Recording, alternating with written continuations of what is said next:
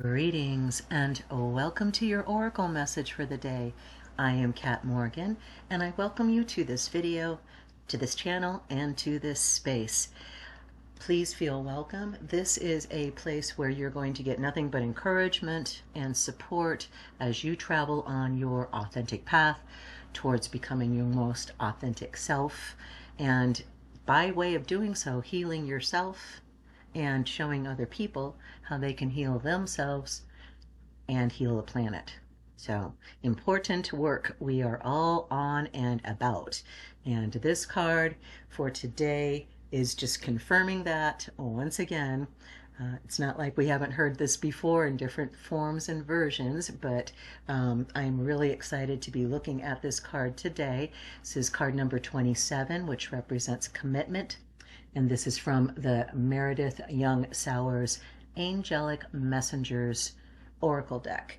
And for new friends that have never been to the channel before, what this deck in particular is looking at is the energy that the angels send to us through the flowers specifically, and through various parts of the flowers and various images of the flowers, and how those messages can be represented in these images specifically.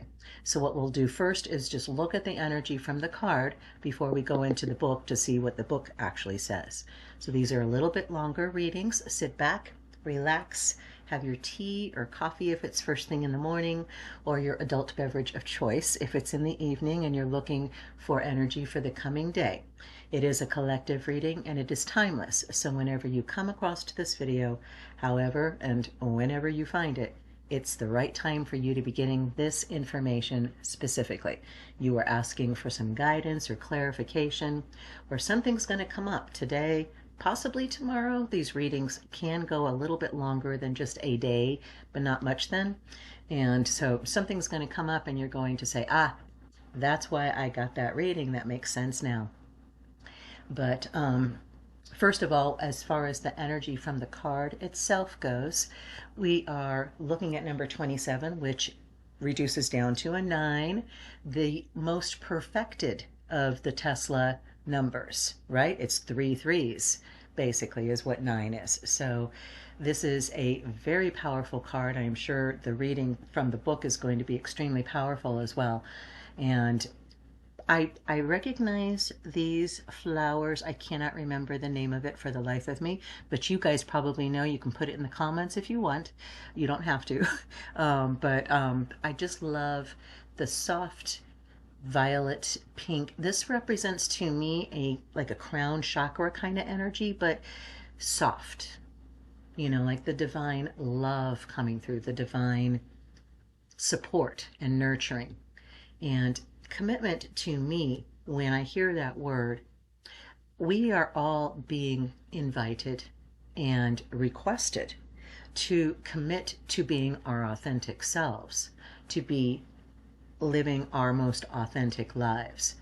And commitment, you know, when you are committed to do something, you are focused, you are determined. Nothing is going to stand in your way, right? You are the unstoppable force, and whatever immovable object is in your way, you're going to go over, around, through, under, you know, you're going to find some way, because that's commitment. To me is like a dedication. So that's what, at least this, what I'm getting from the card itself. Let's take a look in the book and see what the extended reading is. And do keep in mind, these have 4 sections, so we'll be looking at all 4 sections in full. And I always forget at the beginning, I just remembered, if you want to like and subscribe, if you haven't already done so, helps the YouTube algorithm help other people find this channel and find these videos if they're looking for that kind of encouragement and support as well. So that's that. Now, let's look at card number 27, which represents commitment. Present challenge: willingly accepting the spirit of your life purpose, even when it has no physical form. You have drawn this card to reaffirm your belief in yourself and your ability to fulfill your purpose, even when your mission remains at the spiritual level and without obvious physical form. You are being guided to awaken a more balanced perspective in your life by expanding your capacity to hold love in your heart so that other people and living things may heal. You are being asked to accept that in this lifetime, your mission may not be obvious or take physical form, and yet is essential to the evolution of the planet and to humanity. You are being alerted to hold the intentions of love, justice, faith, compassion, and kindness in your heart, so that others may be able to more easily accept these spiritual qualities into their own lives. I'm just going to stop right there, guys, and say this is exactly the definition of living your authentic life.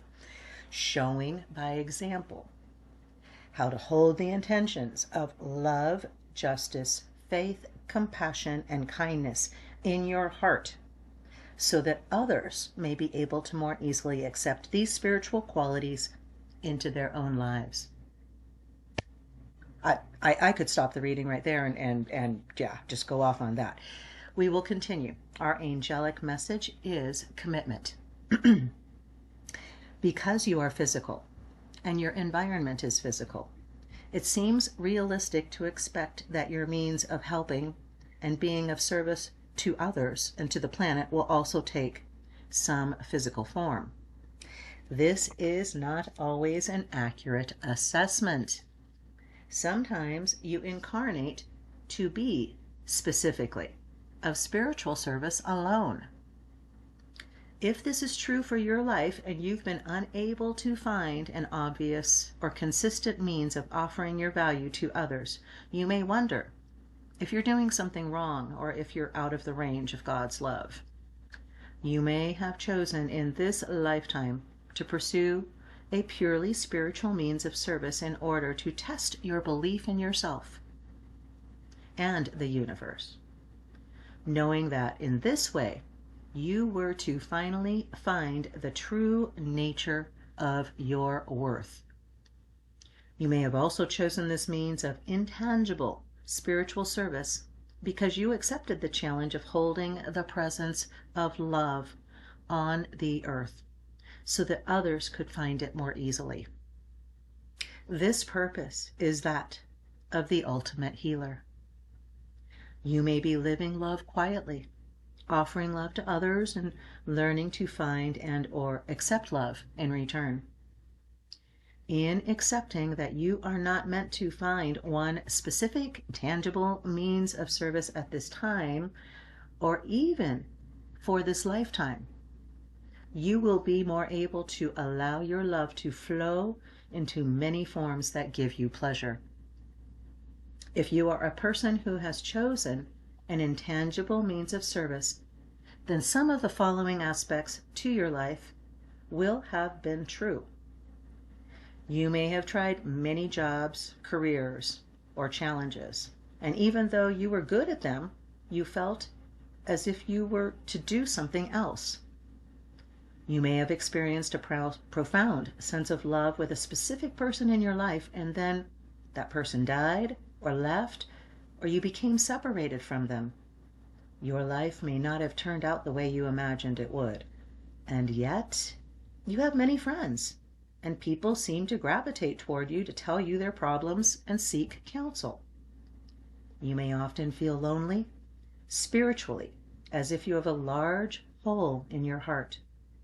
You may be deeply affected by the daily news of trauma to animals, children, indigenous people, or others who seem and feel defenseless.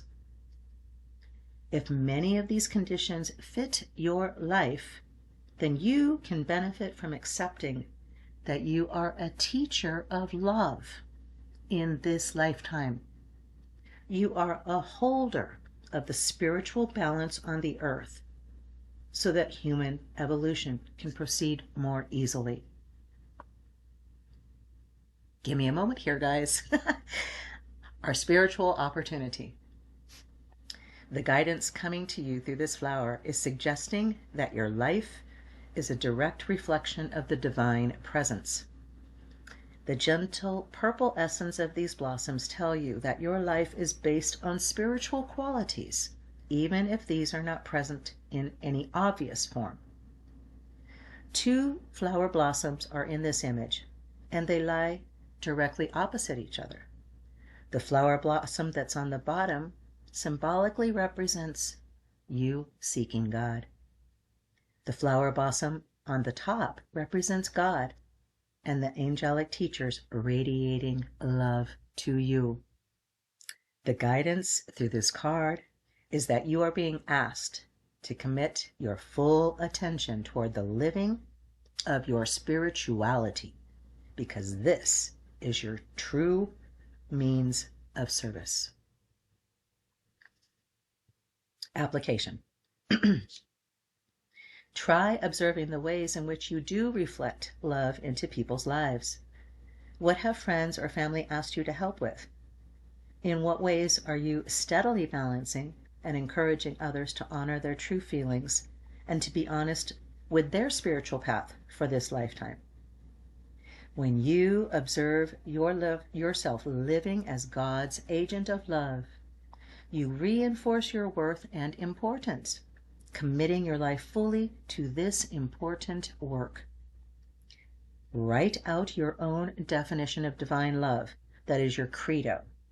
Create a simple meditation prayer that you can use to encourage yourself in sharing love with others, even when you are unable and they are unable to thank you or return the favor to you. Wow. These cards, this deck, it's a 1993 vintage deck. So sometimes the terms that they use in them or the way that they phrase things is very kind of particular of that era, right? But that message, this is literally what I've been teaching on my channel, what I've been teaching to the people I'm coaching, what I've been hearing others teaching, what I've been being coached on. This is exactly what the definition of living your authentic life is. It is literally this. I'm going to reread that sentence again at the beginning because, that's it. That's it. That's literally it in a nutshell. You are being alerted to hold the intention of love in your heart so that others may more easily accept love into their own lives. That's what I'm going to write down on my paper for today. I hold love for others. I hold love for others. Or I hold space for love of others. Whatever words speak to you, whatever words really capture what you're feeling from this reading right now, with us, you and me, right here. Pause the video, take your pad and paper, your tablet, whatever it is that you take notes with. Pause it right now and write down what you have been doing without even realizing it. You've been doing this already and feeling so frustrated because it felt like there was nowhere to dump that love, really. There nobody to love, no thing to love, no project to love, that you just felt so frustrated because nothing seemed to be working out, nothing seemed to be going well, not just good. Let's you're probably very much like me, and having expectations of things to go amazing sometimes seems, quite frankly, beyond us. We are feeling really positive if we are simply holding space for things to be working out okay. We are not supposed to be living a tepid life. We are not called to be leading a mediocre life. We are called to be holding that space of love, to be committed to ourselves, to hold that space of love first for ourselves and of ourselves. And by doing so, We show others how to do the same thing. We can hold space for them because we know we are all together. We are all connected. This is a collective here on this channel, and it is part of the eternal, unending collective of not just humanity, but all living, all being. Okay, we are all connected. And the only thing that we are being asked to do is hold love for ourselves and others. That means if somebody does something that hurts your feelings, don't say, oh, that's okay, that's fine. Not being a doormat. It's simply saying, this is a human being doing a human thing that didn't work out well for me personally, at least. I don't want to repeat that again, so I'm going to be maybe not spending so much time with this person, maybe not doing that kind of activity with that person. You know, fine tune it, tweak it however you need to, so that you put yourself in a better position to hold love, to be that space of love for yourself and others. That's what we're being called to do. And I'm going to close with that. I love you. Have the most amazing, fantastic day. And ciao for now.